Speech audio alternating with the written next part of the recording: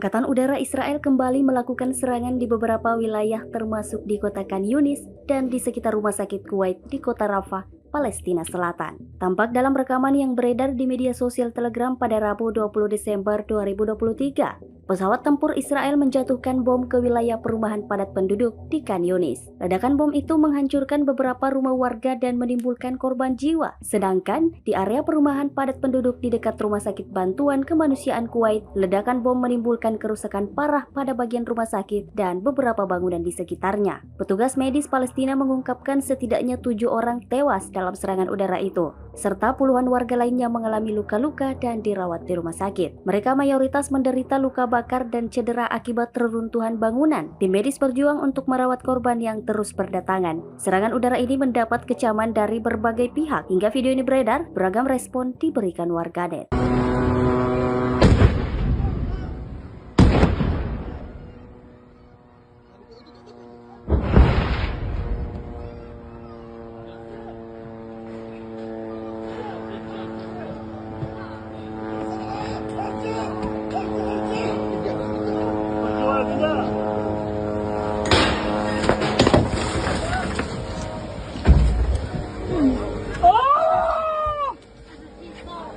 قزازة قزازة قزازة. امسك الجوال امسك الجوال. تعال بالراحة. اوه يا ساتر، شظية ولا لا قزازة قزازة. خليك ماسك زي ما فشش قزازة قزازة. انزل فشش. تعال معي معاذ قوم.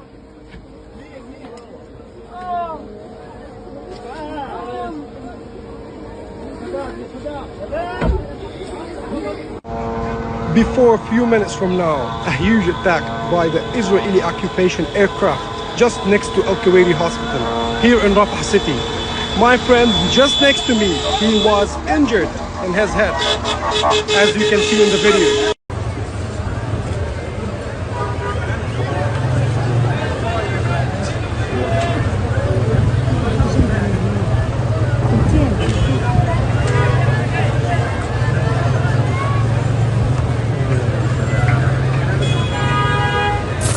Militan Yaman yakni Al-Houthi melakukan mobilisasi besar-besaran untuk membantu warga Palestina. Dilaporkan ribuan militan ini melakukan perjalanan ke Gaza untuk ikut memerangi tentara Israel. Dikutip dari Al-Mayadin.net, hal tersebut disampaikan oleh anggota kantor politik Al-Houthi yakni Houtham Assad pada Rabu 20 Desember. Yang mengatakan Yaman akan mengambil bagian dalam perang Hamas Israel. Oleh sebab itu, Yaman Utara sedang melakukan mobilisasi umum.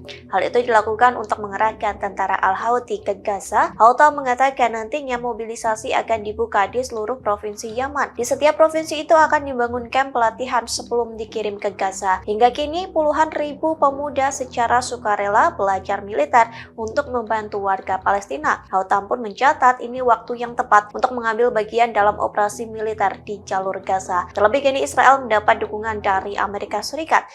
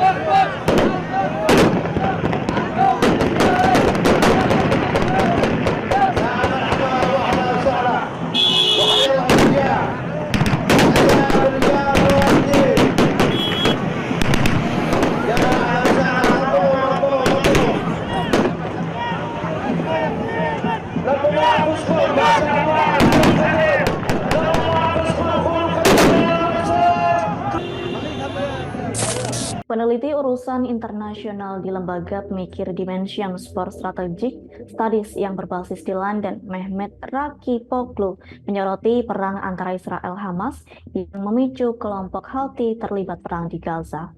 Mehmet Rakipoglu menyatakan bahwa Israel sudah kewalahan di Gaza. Menurutnya, apabila pasukan Houthi muncul secara tidak terduga, hal itu bisa menjadi penentu perang.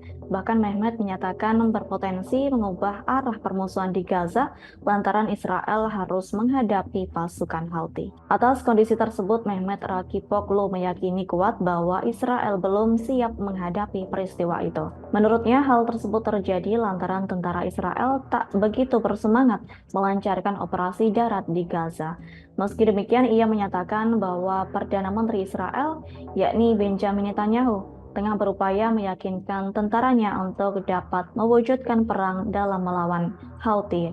Namun dalam prediksinya, Israel tak berpikir bahwa Houthi akan ikut terlibat dalam perang di Gaza. Kendati begitu, Mehmet menyatakan apabila hal tersebut terjadi, Israel akan menghadapi ancaman yang besar dan berdampak. Mengingat belakangan ini imbas perang di Gaza yang tak kunjung usai, kelompok Houthi Yaman menyerang terhadap kapal-kapal komersial yang berhubungan dengan Israel di Laut Merah.